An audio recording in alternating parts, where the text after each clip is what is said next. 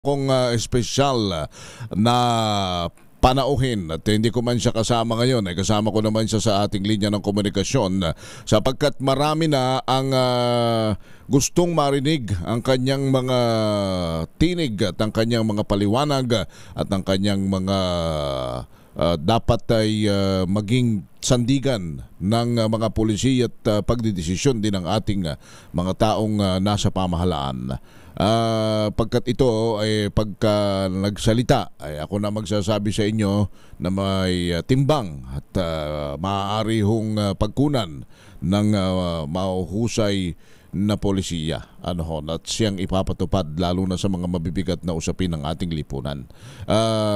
Ako mismo magbubuhat na ng bangko nitong ating panauhing ito sapagkat wala namang ibang senador sa kasaysayan ng bansa na hindi tumanggap ng pork barrel. Siguro alam na ninyo kung sino ang sinasabi ko.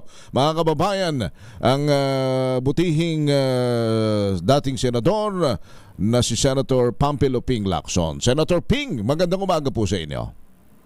Henry, magandang umaga sa iyo, sa mga nagsusumusubaybay sa programa mo. Magandang umaga rin. Mabuhay ka. Salamat po sa inyo at kami ngayon pa lamang ay nagpapasalamat sa inyong pagpapaunlak na kayo aming makapanayam. Alam naming napakaginto ng inyong oras at ng inyong pong mga pang-araw-araw na schedule.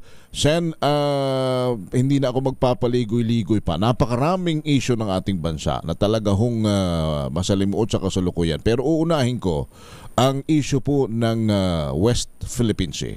Ano po ang inyong pagtingin dito?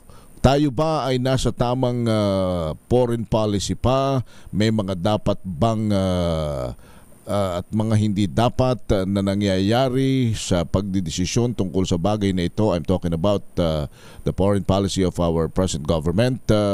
Senator Ping. Yeah, Henry, salamat. Para lang mas lalo ma-appreciate ng mga sumusubaybay sa pag-uusap, mas magandang magsimula muna tayo sa mga definition of terms, ika nga, no? Pag sinabi nating EEZ, yung Exclusive Economic Zone, ito'y sumasaklaw doon sa tinatawag na 200 nautical miles na ang katumbas nito sa lupa, 230 miles, ano? Doon sa area ng dagat na yung isang sovereign state mayroong exclusive rights regarding doon sa exploration and use, paggamit ng mga marine resources, kasama na yung sa energy production na nanggagaling sa dagat, pati hangin.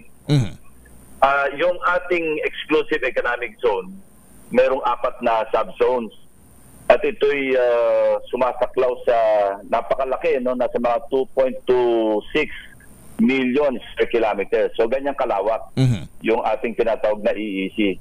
Pag sinabi naman nating territorial waters o territorial sea, ito yung ayon na rin sa UNCLOS, yung 1982 na UNCLOS ng United Nations, 12 nautical miles yung saklaw. Dati ito, bago pa nag-1982, 3 nautical miles lang ito dahil yun yung abot ng bala ng kanyon from the shoreline. So, in-expand ito noong 1982. So, yun, doon lang ito ay magsimula para ma-appreciate ng mga sumusubaybay sa pag-uusap natin kung ano yung kahalagahan ng ating EEZ o yung pinag-aawayan ngayon, yung conflict sa West Philippine Sea.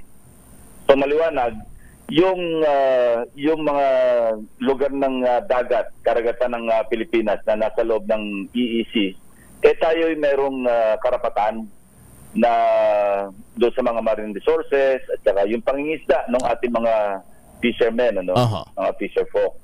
At meron din tayong karapatan doon, ating yung rights na tinatawag, para mag-explore doon sa mga marine resources, pati energy. Opo. Kasi kaya nga interesado rin yung ibang bansa dyan, lalo na yung China. Kasi sa aking pagkatanda, nagkaroon kami ng pagdinig doon sa JMS, yung joint, yung panahon pa ni dating President Arroyo. 1968 pa, nagpadala na ng mga geologists ang bansang China dyan at napag-alaman nila na napakayaman sa energy resources yung West Philippine Sea. So, sabi nga ni dating Senate President Enrile, tatandaan ko nung dinalaw ko siya sa Camp Crame nung kasalukuyang naka-PH siya doon. Sabi niya, alam mo Ping, ang laman niyan, kung susukatin natin, ang estimate niya na sa mga trillions ng barrels ng natural gas at saka hundreds of billions ng oil. Yan ang laman ng West Philippine Sea area. So talaga interesado yung bansang China dyan. Now, knowing that background, mapunta na tayo sa present conflict na talaga nagkakairingan na yung bansa natin sa bansang China. Senator Ping, with your indulgence, bago pag-usapan natin yung conflict, yung binabanggit po ninyong rights o karapatan sa ating economic zone, ang operative word dyan ay exclusive eh. Pag sinabi bang exclusive, yan ba'y kahit sino? O kasi ako pag sinabing exclusive, ibig sabihin tayo lamang, walang iba. Pero yan ay pwede ring pangisdaan, pwede ring i-explore, kagaya ng binabanggit mo. Hindi tayo pwede mag-impose na exclusive sa amin yan eh. Walang pwedeng pumasok. Hindi naman. Kaya nga nakapangisda rin yung mga Vietnamese, sa ibang bansa dyan. Ano? Pero pag tama yung sinabi mo, pag siya exclusive eh. Yes. Dapat sa atin lang talaga eh. No? Ang problema kasi doon sa ruling, yung arbitral ruling, while final na yon, hindi na yun ma-i-appeal, ano? Kasi kanya ng kanilang patakaran. Ang problema, hindi naman enforceable. Sino mag-enforce? So palakasan ng puwersa ang labanan. Wala naman talaga tayo tatapat sa bansang China. Napakalayo natin. Ang katapat nga ng China ngayon at maaaring tinatalo na ng China pagdating sa military hardware, ano, mga equipage at lahat, baka lamang na sila sa US. Although, yung mga scholars, lalo yung sa mga military, yung nakakaalam sa military history, no, ng mga bansa sa buong mundo, sinasabi nila medyo malayo pa yung China pagdating sa dagat, yung sa mga naval power or authority. Parang marami pang taon ang abante ng United States. So, maganda rin yon kasi mabuti rin, meron tayong umiiral na Mutual Defense Treaty with the United States. Kasi ito yung matagal ko na sinasabi, ito yung pwedeng magamit natin pang balanse, yung tinatawag nating balance of power sa West Philippine Sea. Kasi kung tayo lang mag-isa, walang balance of power, talagang titirisin lang tayo sa mga kaganapan dyan. Kaya nag-aalanganin din yung bansang China, medyo tinitingnan din nila kasi sinasabi sa MDT, di ba? An attack on a public vessel, yun. Yung operative word dito, yung public vessel ng Pilipinas, attack din yon sa US, kaya matitrigger yung MDT. Dati kasi Pacific Ocean lang yung Pacific Fleet ang pag-uusapan yan, Pacific Ocean. Pero I think 2-3 years ago nagpalabas ng parang memorandum o circular yung US na ina-expand nila yung coverage ng MDT. Kinaman nila yung South China Sea o yung West Philippine Sea. Yung inyong binanggit na wala talaga tayong panama kung tatapatan natin ng puwersa ang China. And yet, meron tayong pinag-uusapang conflict, and you were about to say and discuss this conflict between China and the Philippines on the issues of West Philippine Sea. But then again, kung ang alab ng mga Pilipinong nakakasaksi sa mga pangyayari na lumalabas sa social media at sa mga balita, na talagang hinahayaan na ng palakol, ng itak, may mga may mga dahas ng ginagamit. Paano ihahandle po ito? Ganong wala naman tayo ika nga ninyo na talagang panamang puwersa laban sa China. Yung pa isa, nagkaroon controversy yung pahayag ng Malacanang noon, di ba? Hindi yan armed attack. Pero pag tinignan mo yung kahulugan, yung meaning ng armed attack, hindi lang ito nagsasabing armed attack ang gamit, armas na pang, alam mo, yung baril. Kung ano mang gamit na may gunpowder, ano? Pati lanceta, pati yung knives kasama. Pagka umatake at gamit yung punyal o yung lanceta, armed attack din yun. Lalo yun, bolo, saka yung mga palakol. So anyway, iwanan na natin yun kasi nakapagbitaw na ng pahayag ang si Executive Secretary Bersamin tungkol dyan. Iwanan na lang natin yun para hindi na tayo malubog pa sa lalong mahaba-haba o mabigat na kontrobersya. Pag-usapan na lang natin siguro paano mariresolve. Yeah, how to handle. Kasi maraming mga schools of thought sabi nila diplomasya. Alam mo, nung tatanda ko nung presidente pa si Presidente Duterte, napag-usapan namin yan kami tatlo, si Senate President Tito Soto, Senator Gringo Nasang, saka ako. Nagsama kami ng isang eksperto tungkol do sa pag-explore ng mga enerhiya, yung sources of energy. Doon sa Davao, pinasyalan namin, nagpaalam kami kung pwede kami pumasyal para ma-discuss yung tungkol sa West Philippine Sea. Napaka-interesado si President Duterte. Kasama pa nga niya si Executive Secretary Bingbong Medial Diaz. Napag-usapan namin. So, napakasabi niya, tama-tama, mag-uusap kami ni President Xi Jinping, babanggitin ko yan. So, ang proposal noon, mag-joint exploration, buhayin yung dating joint exploration. Alam mo, maganda na sana yung direction noon. Ang problema, nahaluan ito ng yung NBNCTE, kung natatandaan mo, hindi nahaluan noon, natuloy na sana. At ang isa lang naman yung parang subject ng discussion namin, ako mismo yung nag-suggest, sabi ko, Mr. President, kung papayag ang China sa sharing na 60-40, maski hindi sa actual na computation niya, kasi siyempre mag-i-input ng puhunan, technology, ang China, hindi naman masusunod talaga yung strictly 60-40 kasi pag nag-compute, siyempre, isasama nila yung amin yung capital yan, amin yung technical input yan. So may question. So pagka at the end of the day, pag nag-compute, hindi talaga papatak ng 60-40. Pero sabi ko, Mr. President, symbolic ito. Pagka halimbawang on paper, nakitang 60-40 at matuwid lang naman na ikarga ng China yung kanilang ilalabas sa puhunan, okay na rin yun. Ang mensahe doon sa international community, napakalakas. Dahil ating constitution, sinasabi, di ba, 60-40 pagka may foreign investor. Napakaganda ng mensahe noon, parang inacknowledge na ng bansang China na ayon sa ating constitution, 60-40 yung hatian. Sa atin naman, magandang mensahe rin yun na talaga atin to. Kasi constitution natin sinunod.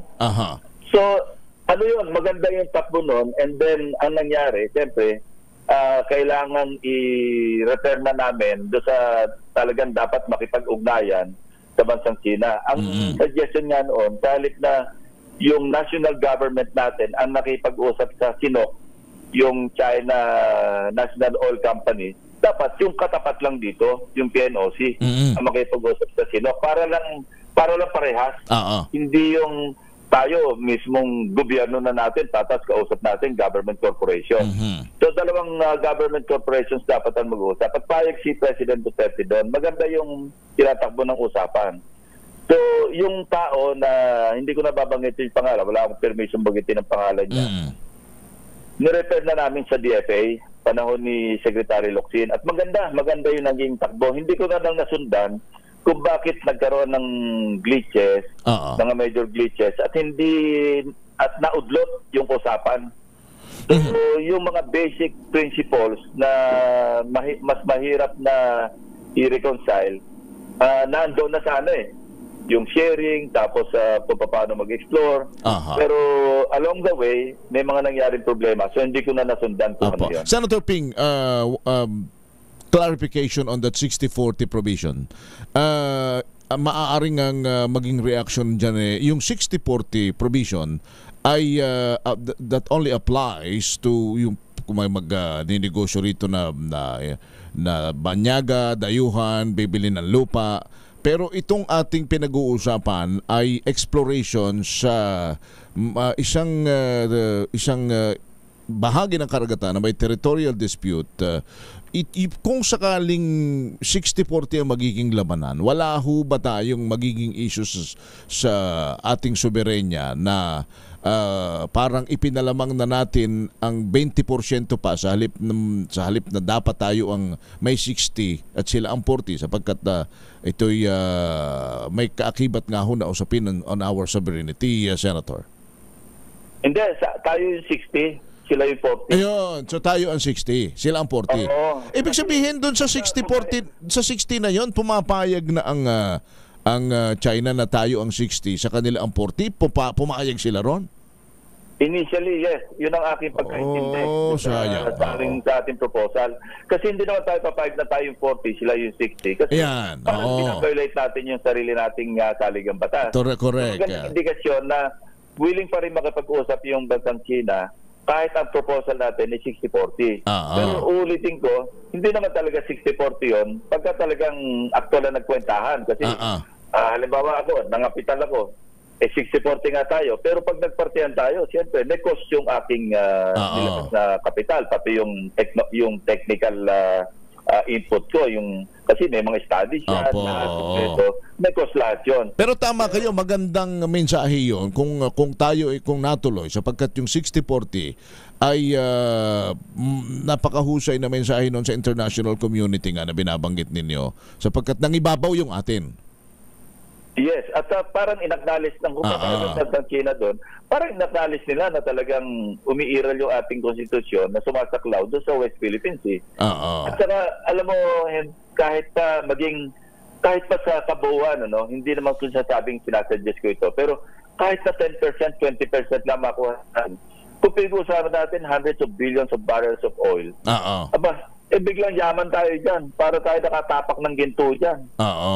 At magiging independent na tayo sa sa supply ng langis marahil. Hindi lang yun. Makakapagbenta pa tayo. Makakapagbenta pa tayo. Kasi napakalaki kung hundreds of billions. Parang at trillions trillions of barrels ang katumbas, trillions of barrels ng natural gas. Ito ayon sa pag-aaral ni dating Senate President o Secretary Juan Ponce Enrile. Sa tingin ba ninyo, Sen, mapara ko kayo ng konti, sa tingin ba ninyo kailangang i-revive itong usapang ito tungkol sa joint exploration or may chance pa ba? The way it goes. Well, hope springs eternal, sabi nga nila. So dapat talaga kung maipagpatuloy itong pag-uusap na to at kung matutuloy, malaking tulong sa ekonomiya ng ating bansa. Ngayon, tulad ngayon, di ba? Sabi na rin ni Finance Secretary Recto, ang katumbas ng inuutang natin, 4 billion a day. Isipin mo. Para matususan, sa isang taon, tataas na naman yung budget natin, nasa 6.3 trillion na. Hindi naman natin kinikita yon yung tax, saka non-tax revenues natin, kulang na kulang. So, magre-resort tayo sa pangungutang. Lalo ngayon, bagsak yung peso against the dollar. Nasa 58 plus na. So, lalaki yung binabayaran natin kasi dollar denominated Doon pa lang, lugi na tayo Doon sa mga inutang natin noong nakaraan. Kung itong ating dapat sana na pagkasunduan ay hindi nagtagumpay, itong joint exploration, ano pa ang mga kailangang magawa at immediate and doable solution para hindi na humaiwasan yung baka ang pinag-aalala natin dyan kung palakol dati yan, kung bolo yan baka mamaya may balan, may punglo na pumailan lang dyan at magkaroon na ho ng hindi lalong pagkakaunawaan yan. At nasa ganun naman, yung ating resupply mission ay hindi rin masakripisyo. Ano ang dapat gawin pa ano ang dapat ipairal dito na polisiya ng ating pamahalaan? Yung tinuran mo, Henry, that's within the realm of possibilities. Yung baka mauwi na sa mga punlo at sa mga kanyon yung pag-aaway dyan o yung iringan dyan. So siguro, sa akin, ito sa akin lang, well, minimaintain natin tinatawag na balance of power na hindi lang na gamit yung MDT sa bansang Amerika. Kasi marami na rin bansang interesado galing yung, di ba, yung sa European countries. Germany, France, lahat nagpapahayag sila At maganda rin yung nangyayari, tulong na rin ng ating mga kababayan na yung mga civilian, yung NGOs, yung atin ito movement, kung nakatandaan mo, di ba?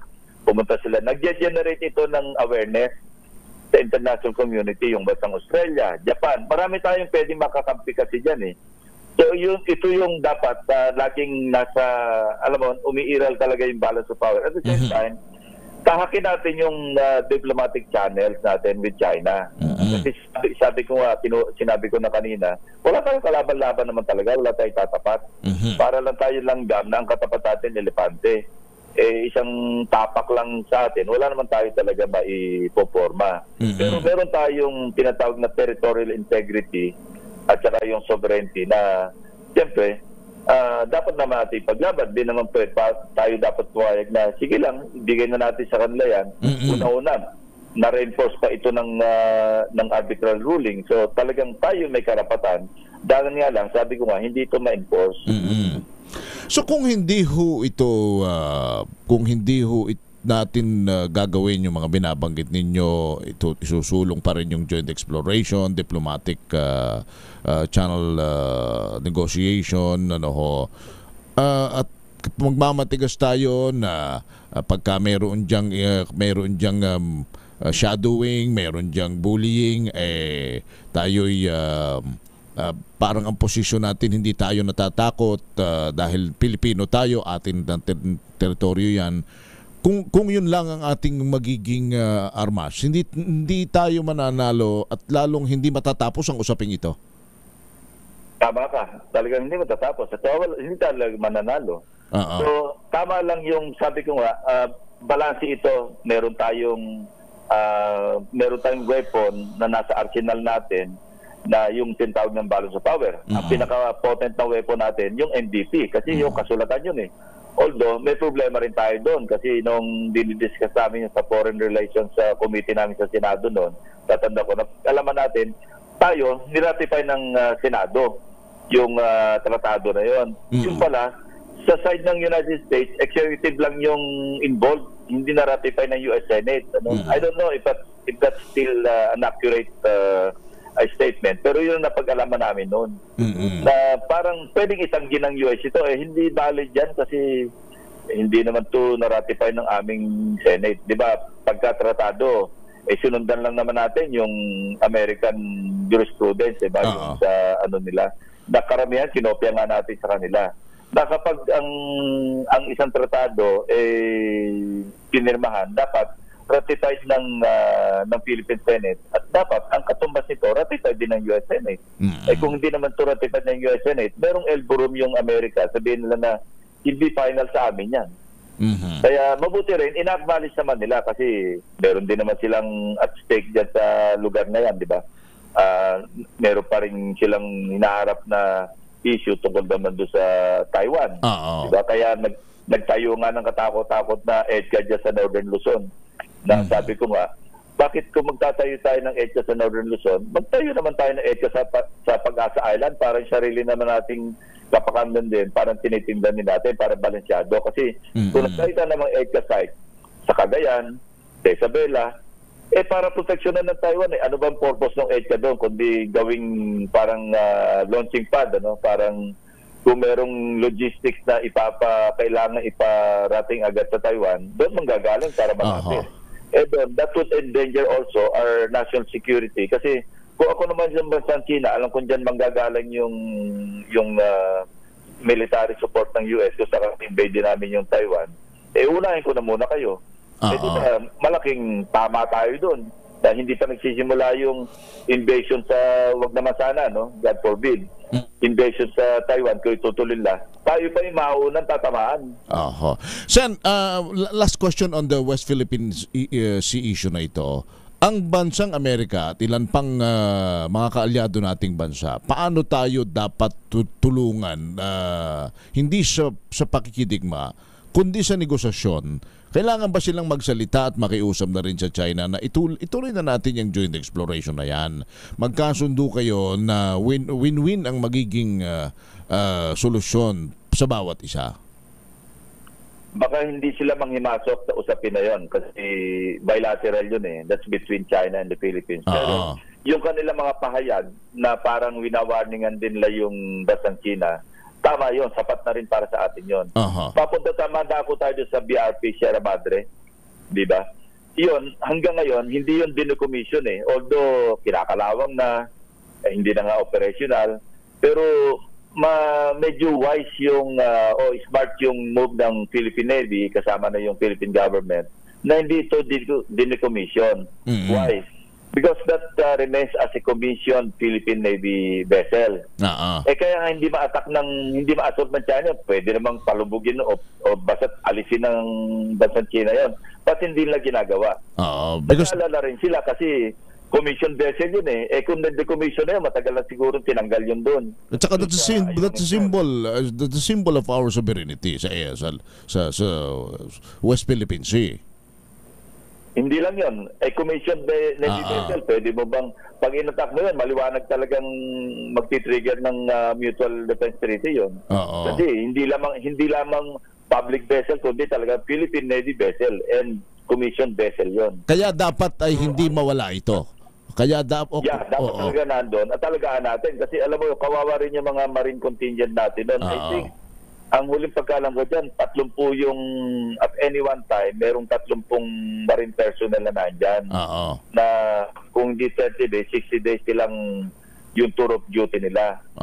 So, ang nangyayari dyan, parang nire-reset ng bansang sila sa kanila, okay lang daw dala ng pagkain. Pero wag daw magdadala ng construction materials.